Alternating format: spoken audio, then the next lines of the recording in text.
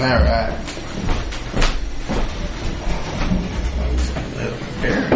Whoops. After a brief hiatus. Brief hiatus. A week? A week. Yeah. It's brief. It was brief. Yeah. Botch was brief. That was my bad. I was just so busy, you know. Life interferes. We got good stuff to talk about anyway. We do. Yeah. There was a good week of games. There was some good games. Some very competitive ones. A lot of comebacks. 3 comebacks. 4 comebacks. 4. Yeah, that's a lot of comebacks. That's a lot of comebacks. A lot of comebacks, close games. So. Do we start with the big one, or do we go with the grand finale for the big one? I think we go for grand finale. Make people just watch through all this. It's good logic, okay? All right, we'll start with quarter conference football, half quarter conference football. The first one is Corning and Villisca. And that was Red Raiders versus the Blue Jays. The Blue Jays. Red Raiders versus the Axe Murderers of Villisca. And they went out in front. Villisca went out in front early with their high Which, as last week we know, is the kiss of death. Yes. You don't want to go out. You do not want to go out in front. They went out with their high-flying antics, and they took a big early lead. They led at halftime. Corning came back for a 34-32 win that keeps them in mathematically. It keeps them in contention. It makes them masters of their own destiny, so to speak. If they continue to win, if they win against Lennox this week coming up, they're probably in. Wow. Yeah, true story. But Corning came back. They're starting to find them. You know, when I talked to Donnie Sears after they played Corning, he said he wouldn't be surprised to see Corning sneak right back into it. He said they're getting their 8-man footing. They're learning the game a little bit. They lost a lot of seniors the year before. They started learning to play against each other. They kept it respectable against Sydney. Pretty good team. I underestimated them for sure. Corning hasn't had a winning season since 1999. Really? Yeah. But they've gone to state 3 times. Not this century, huh? How does that happen? That's what happened. Yeah, with the new requirements to go to state, that's not too tough.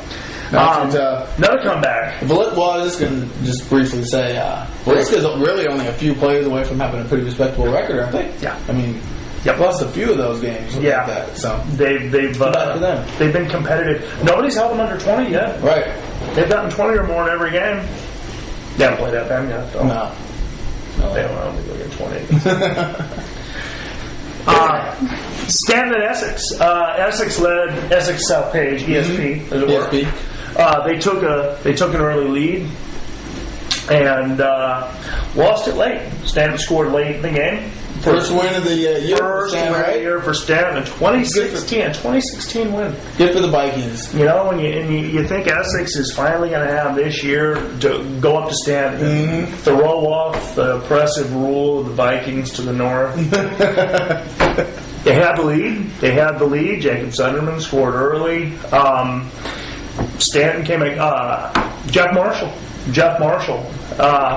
returned the fumble for a touchdown and orchestrated another drive late in the game for the winning touchdown. Essex, with less than 2 minutes to go, Essex blocked a punt and had the ball first and goal inside the 10 and failed to score. Couldn't punch it in, huh? Couldn't punch it in. They lose 20-16, and that loss helps Corning huge because if Essex didn't lose, then even if Corning beat Lennox, they'd still be play to the tiebreaker because Essex will be in there. But Essex's loss to Stanton is going to put them a game back. Wow. So that's a big one. If Corning beats Lennox, they'll have a tie and they'll have head-to-head. They'll be the winners. Right. But yeah, the winners. The winners. Stanton, 20-16 winners. Yeah, this next game, not so close. Never really in doubt, was it? No, the season's gotten rougher and rougher for Botnas. It's going off. They're breaking off one player at a time. They're losing players to injuries. When you don't have depth to begin with, that's really tough when you lose anyone. They're not deep. And they went up to Mondaman, or as they say in Iowa, Mondaman. Mondaman West Harrison Hawkeyes. Mondaman West Harrison Hawkeyes. You always say that completely. Oh yeah, you have to say that entire thing. Mondaman West Harrison. You have to say that. Mondaman West Harrison Hawkeyes 68. Nishnabotna Blue Devils 26. Less than 68. Still less than 68. West Harrison has that Tyler Birdsall. They have. I don't know how closely you followed the track last year, but West Harrison had one of the best, some of the fastest relays in the state in 1A. And most of those guys are still on team, and Birdsall is the fastest one. I think he averaged 12 yards a carry. He was running all over the place, and they couldn't catch him. Hard for the Blue Devils to contain, huh? They couldn't contain him. Plus, they had to drive. How far is that? It's a long drive. It's a long drive to Mondamon. Mondamon. That's Harrison County. We've talked about Harrison County. Yeah. It's angry. It's an angry county. It is. It is. And it includes the town of Pisgah. You know why they're so angry there? Because they have the town of Pisgah? Well, it's prohibition. Yeah, it hit that town hard. They didn't actually hear that it was repealed. So until last year, they didn't get the news. They did not get the news up there. Nobody found them. Very, very angry. Nobody found them up in the hills there. Sorry, Mondamon, West Harrison. Okay. Yeah. If anybody from Mondavin's listening, we were good luck with that. We were partially joking. Good luck with that prohibition thing. Spread the news. It's over. It's over. You guys can drink Bud Light. Yeah. It's over. Cam over Lennox, 60-20. 60-20. News just gets worse for Lennox. Lennox, ever since that number 10 ranking, has not fared so well this season. But the bullseye right on their back. Really, it wasn't their fault. No, you can't blame Lennox for that. Just silly state rankings. The rankings are silly. You can't rank teams you haven't seen. And in preparation for this, I went and I looked back through the last 10 years of football, back to the roots of 8-man. Mm-hmm. And it can be argued, I think, conclusively, that Lennox is the most successful 8-man football team in the history of Iowa. Yeah. I mean, yeah. Wouldn't surprise me if that was 5 trips to the Dome, 5 trips to a Dome, a title, a 70-some and 20-some record over that time. That's a pretty short list. Yeah. It's a pretty short list with 5 trips to the Dome, especially. And, I mean, Lennox isn't really one of our teams. I've got no reason to homer at all. If I was going to homer, I'd say Stanton. Mm-hmm.